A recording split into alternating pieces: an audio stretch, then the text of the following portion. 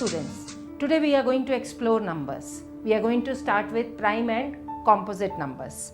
What makes a number prime or composite? It is dependent on how many factors it has. If we start with number 2. Now I have arranged 2 in this rectangle in this way. Can I arrange it in any other way? No. So 2 has only one factor, that is 1, and 2 is a prime number. Let us check number 3. Again 3 can be only organized in this particular way. So 3 is also prime number. Let us check out number 4.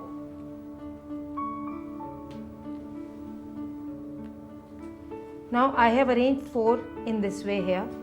I can also arrange 4 as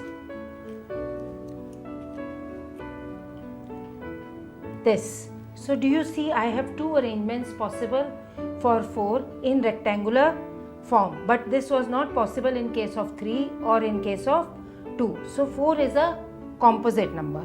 Let's move on. Let us check number 5.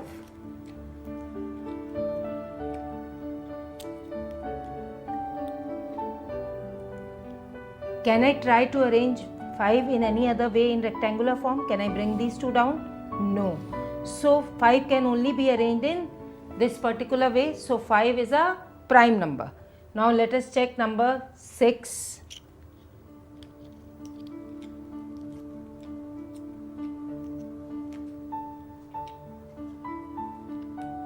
I can arrange 6 like this.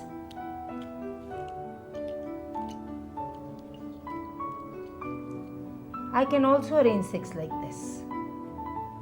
So do you see, 6 is a composite number.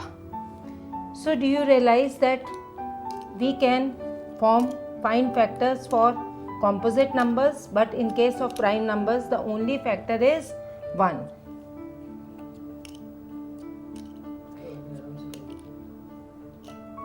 Now we are going to check whether 12 is a prime number or a composite number. This is one arrangement of number 12. I can also organize 12 as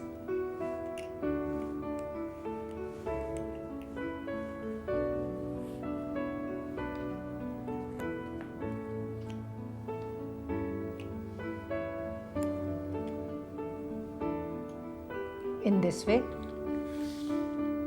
I can also organize 12 as